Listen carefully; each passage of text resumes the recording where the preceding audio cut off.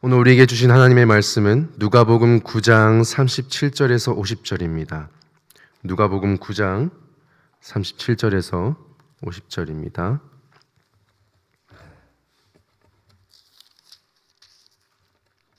한 절씩 교독하고 마지막 절은 같이 읽도록 하겠습니다.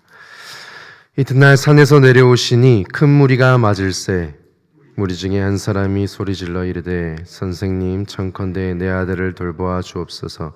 이는 내 외아들이니이다. 귀신이 그를 잡아 갑자기 부르짖게 하고 경련을 일으켜 거품을 흘리게 하며 몹시 상하게 하고야 겨우 떠나가니이다.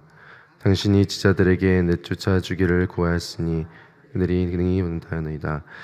예수께서 대답하여 이르시되 믿음이 없고 배역한 세대여, 내가 얼마나 너희와 함께 있으며 너희에게 참으리요.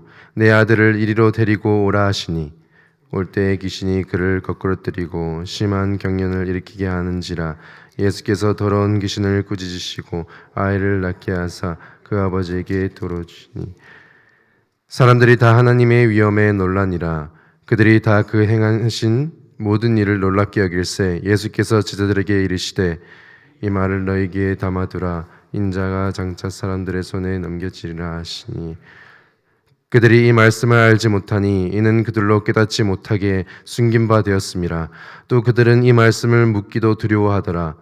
제자 중에 누가 그나 하는 변론이 일어나니 예수께서 그 마음에 변론하는 것을 아시고 어린아이 하나를 데려다가 자기 곁에 세우시고 그들에게 이르시되 누구든지 내 이름으로 일어나 어린아이를 영접하면 곧 나를 영접하며 또 누구든지 나를 영접하며 나를 보내신 이를 영접함이라. 너희 모든 사람 중에 작은 자는 그가 큰 자니라. 요한이 여짜오되 주여 어떤 사람이 주의 이름으로 귀신을 내쫓는 것을 우리가 보고 우리와 함께 따르지 아니함으로 금하였나이다. 예수께서 이르시되 금하지 말라. 너희를 반대하지 않는 자는 너희를 위한 자니라 하시니라. 아멘. 몇 달 전에 이런 글을 읽었습니다. 아버지의 말을 이해하면 감사할 것이고 아버지의 행동을 이해하면 죄성스러울 것이고 아버지의 마음을 이해하면 너 또한 아버지가 되어 있을 것이다. 이 글을 뜻하는 바가 무엇이냐면요, 자녀들은 결코 부모님의 말이나 행동을 이해할 수 없고 자신들이 비로소 부모가 되어야 그들의 마음과 행동을 이해할 수 있다는 말입니다. 어렸을 때는요, 아무리 24시간 부모님과 함께 지내임에도 불구하고 그들의 말과 그들의 행동을 이해할 수 없는 것은 아직 미성숙하고 무지하기 때문에 부모님의 마음을 이해할 수 없습니다. 오히려 반대로 어긋나기도 하고요, 반항하기도 하죠. 오늘 본문에는 예수님과 늘 함께 있었음에도 예수님의 마음을 모르고 자신들의 무지함과 미성숙함을 드러내는 제자들의 모습을 발견할 수 있습니다. 오늘 말씀을 요약하면 이렇습니다. 예수님께서 제자들과 함께 기도하러 산에 올라가셨죠. 그리고 예수님의 영광스러운 모습을 보고요, 그 다음날 예수님은 제자들과 함께 그 산에서 내려오게 됩니다. 늘 그렇듯 예수님께서 내려오시자 수많은 인파들이 예수님께 몰려오게 됩니다. 그런데 그때 한 사람이 크게 소리를 지르는 거죠. 예수님, 내 아들을 돌보아 주세요. 내 외아들입니다. 이 본문, 오늘 읽었던 누가복음 9장에 똑같은 마태복음 17장에서는요, 이렇게 말합니다. 예수께 와서 꿇어 엎드려 이르되 라고 하죠. 엎드려 소리칠 만큼 이 사람은 굉장히 급한 마음에 예수님께 나온 거죠. 이제 자기 아들에게 무슨 일이 있는가 봤더니 아들에게 귀신의 영이 있었던 겁니다. 그래서 아이가 경련을 일으키고요, 입에 거품을 물고요, 또 몸을 계속 상하게 하니까 예수님께 나오게 된 거죠. 그런데 여기서 이 사람이 중요한 말을 툭 던지게 됩니다. 40절인데요. 이렇게 말합니다. 당신의 제자들에게 내쫓아 주기를 구하였으나 그들이 능히 못하더이다. 저는 이 말을 이제 옆에서 듣고 있는 제자들의 마음이 과연 어땠을까라는 상상이 되더라고요. 아마 그 상황에서 예수님의 눈치를 보면서 땀을 삐질삐질 흘리고 있진 않았을까? 또 자신의 무능력함에 좌절하고 있진 않았을까 하는 제자들의 모습이 상상이 되었습니다. 좀 전까지만 해도 산 위에 올라가서 예수님의 영광스러운 모습을 보았는데 내려오자마자 순식간에 분위기가 바뀌는 모습을 지금 살펴볼 수 있죠. 이제 그 사람의 말을 들은 이 예수님께서는요, 41절에 이렇게 말씀하십니다. 제가 읽겠습니다. 예수께서 대답하여 이르시되 믿음이 없고 패역한 세대여 내가 얼마나 너희와 함께 있으며 너희에게 참으리요. 예수님께서는 믿음이 없고 패역한 세대여라고 하시면서 제자들을 꾸짖으시는 거죠. 여기서 패역한이라는 단어를 원어로 해석하면요, 삐뚤어진이라는 뜻을 가지고 있습니다. 즉 믿음도 없고 삐뚤어진 세대여라고 말씀하시는 겁니다. 저는 개인적으로 감수성이 풍부한 사람으로서 이 예수님의 이 말이 너무 과하지 않나라는 생각을 하게 되었습니다. 왜냐하면 이 귀신을 쫓아내는 일이 간단한 일이 아니잖아요. 하나님의 능력이 아니면 결코 할 수 없는 큰 사역인데 이거 하나 못했다고 해서 내가 이런 말까지 들어야 되나라는 좀 생각이 들더라고요. 또한 다른 병자들, 중풍병자나 혈류증 여인 같은 그런 사람들에게는 내 믿음이 너를 구원하였느니라 라고 말씀해 주시면서 이런 사람들은 예수님과 24시간 같이 있지도 않았고요. 그냥 잠깐 예수님을 잘 알지도 못하면서 잠깐 예수님께 나온 그 사람들에게는 내 믿음이 너를 구원하였느니라는 그런 좋은 말씀을 해주시면서 늘 함께 동행했던 제자들에게는 믿음이 없고 패역한 세대여 라고 하시는 게 너무 과하지 않나? 라는 생각을 해봤습니다. 근데 좀 더 이 말씀을 묵상하다 보니까요, 어쩌면 내가 믿음이 없는 자이겠구나 라는 생각이 몰려오더라고요. 나는 매일 교회에 나오고 매일 예배 참석하고 봉사하니까 나는 믿음이 있는 사람이고 나는 꽤 괜찮은 사람이야 라고 생각하고 있었더라고요.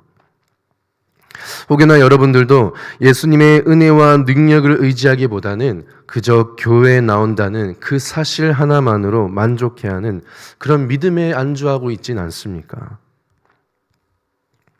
오늘 본문이었던 누가복음 9장 1절에는요 이렇게 말씀하십니다. 예수께서 12제자를 불러 모으사 모든 귀신을 제어하며 병을 고치는 능력과 권위를 주시고, 이처럼 이전에 예수님께서는 제자들에게 자신의 권능을 주셨어요. 귀신을 제어할 수 있는 권능을 주셨고요. 병을 고칠 수 있는 권능을 제자들에게 주셨다는 거죠.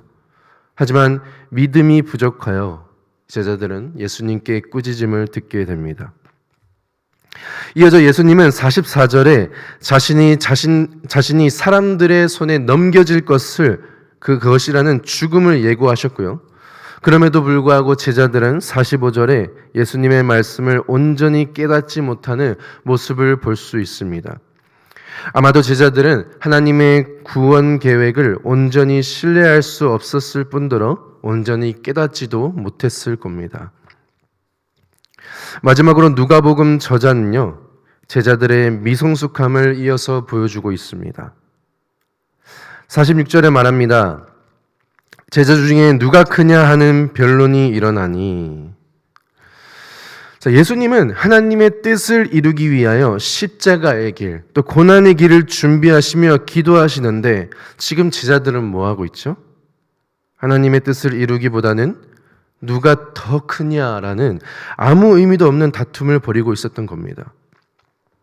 그래서 지금 보면 이 예수님의 모습과 제자들의 모습이 너무 대조되고 있는 모습을 보고 있습니다. 아마 제자들이 이런 논쟁을 했던 이유는요, 모든 제자들이 다 스스로 가장 크다라고 생각하고 있진 않았을까요? 이처럼 제자들은 여전히 믿음 없는 모습들, 하나님의 계획을 깨닫지 못하는 모습들을 보여주고 있습니다. 그런 제자들을 향해 예수님께서는요, 구체적인 예로 설명해 주십니다. 한 어린아이를 데리고 와서 이 어린아이를 영접하면 나를 영접하는 것이고 나를 영접하면 나를 보내신 이를 영접하는 것이다 라고 말씀하십니다. 이 말이 의미하는 바는 뭐냐면요, 그 어떤 사람도 크거나 위대함을 가지고 태어나진 않습니다. 그런데 그 위대함은 예수와 어떤 관계에 놓여 있는지 따라 달려 있다는 것이죠. 이 어린아이는요, 위대하지 않습니다. 그러나 예수의 이름으로 이 어린아이를 영접하는 것은 예수를 영접하는 것이고, 예수를 영접하는 것은 하나님을 영접하는 것이다 라고 말씀하시는 겁니다. 사랑하는 여러분, 우리가 바라보아야 할 것은요, 세상의 위대함도 아니고요, 내 계획의 성취도 아닙니다. 그저 예수의 길을 따라 겸손한 종의 자세로 자신을 부인하고 순종하며 살아가고 있는가, 그것이 바로 우리가 바라보아야 할 것입니다. 말씀을 정리하겠습니다. 우리는 종종 신앙생활을 하면서도 예수님의 마음을 온전히 깨닫지 못할 때가 많습니다. 제자들이 예수님과 늘 함께 있었음에도 불구하고 믿음이 부족했고요, 세상의 가치관에 휩쓸려 누가 더 큰지 다투었던 것처럼 우리도 신앙을 겉으로만 유지하고 본질을 놓치고 있진 않은가 돌아봐야 할 것입니다. 예수님께서는 우리에게 겸손과 믿음을 가르쳐 주셨고, 진정한 위대함은 스스로 높아지는 것이 아니라 예수님과의 관계 속에서 하나님을 섬기는 데 있음을 말씀하셨습니다.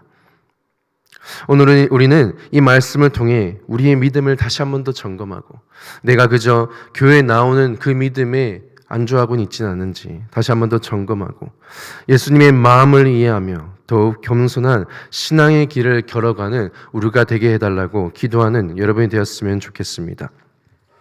함께 기도하겠습니다. 사랑의 하나님, 감사합니다. 오늘 우리에게 말씀을 통하여 우리가 세상의 가치관에 안주해 있지 않고, 우리의 부족한 믿음에 안주해 있지 않고, 오직 주 예수 그리스도를 믿으며 겸손한 마음으로 다시 한 번 더 내 신앙을 점검하는 우리가 되기를 소망합니다. 우리가 그래서 누가 더 크냐라는 그런 수준에 머물지 않게 하여 주시옵시고, 내가 주님 앞에서 내가 늘 동행하며 내가 믿음으로 살아낼 수 있는 그런 내가 되게 해달라고 날마다 간구하는 우리들이 될 수 있도록 도와주시옵소서. 하나님, 우리는 믿음이 부족한 자입니다. 우리에게 믿음이 성장할 수 있는 힘을 허락하여 주시옵시고, 어떠한 상황 속에서도 주님의 능력과 은혜를 의지하며 살아갈 수 있는 저희들이 될 수 있도록 이 시간 우리 가운데 찾아와 주시옵소서. 감사합니다. 예수님의 이름으로 기도드리옵나이다. 아멘.